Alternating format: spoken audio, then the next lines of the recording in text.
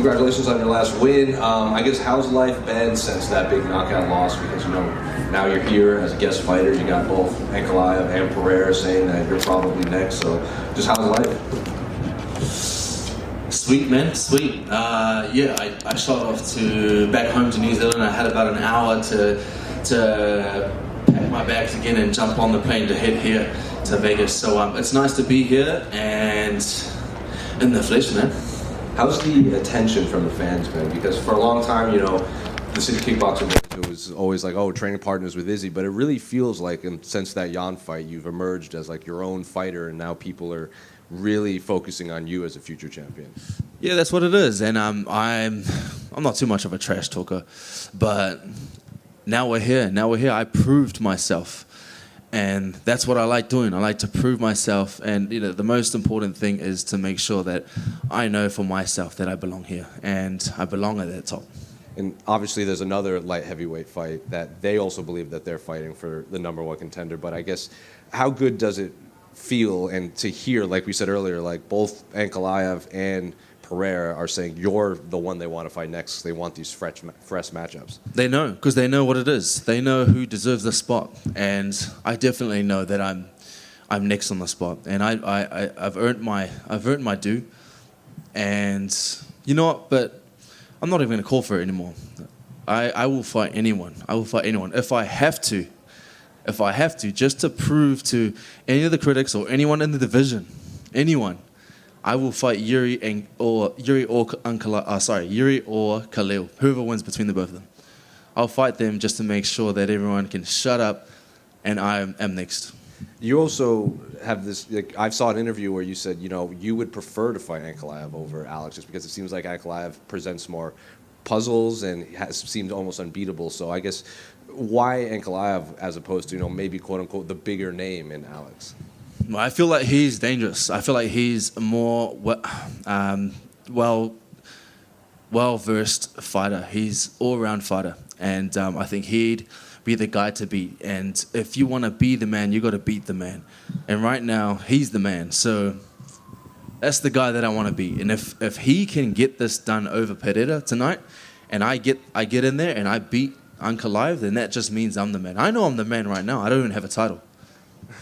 And then just last one for me. The first time you and I spoke, it was you and Blood Diamond we were in the bubble, and you weren't even in the UFC yet. So I guess since then to now, how can you summarize your UFC career from being Izzy's training partner, Contender Series, and now possibly fighting for a title next? Surreal, man, surreal. But I mean, that's that. I've always believed. I've got a lot of belief in myself, and I've always had that belief that I was going to be at this top. It's always been there. And now that we're here, I'm shining. Carlos right here. For someone who's never going to be in the octagon, can you just talk about what it feels like to have a performance like you did on Saturday? Just looked like you were so dialed in. You get a highly ranked, very dangerous guy out of there in the first round. Just what is that moment like for someone who's never going to step in there? Pretty good, man. It was a good feeling.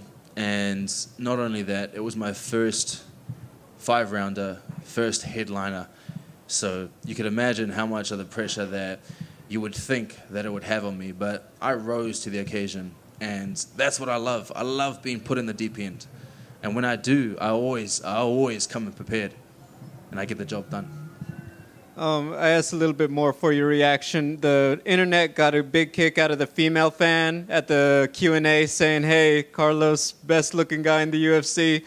You did take a photo op with her. Just wondering, just being the guy talked about like that, what do you react? What goes through your mind when that kind of moment happens?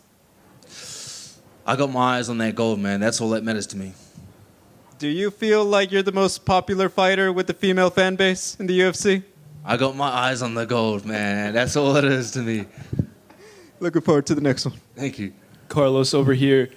There's another model in the UFC now, Islam Dulatov. Have you heard about him, and what's your advice to him on balancing being a model and a prize fighter?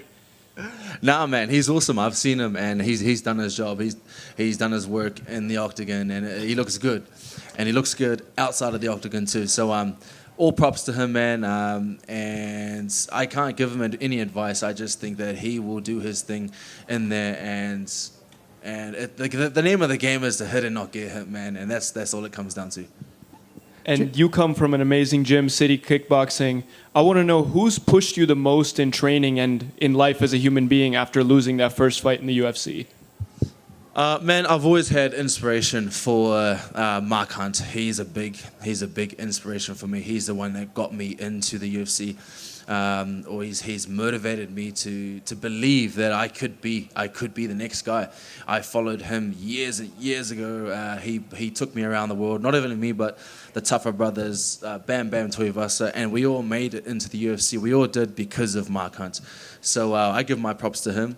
And then at CKB, we all level up, and I think we all keep each other sharp. So there's a lot of us in the UFC right now, and you can see that there's so many guys coming up and about to enter the UFC right now. So it's massive right now in New Zealand and Australia.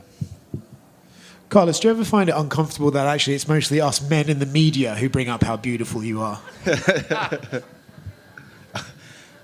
I do, bro. I do.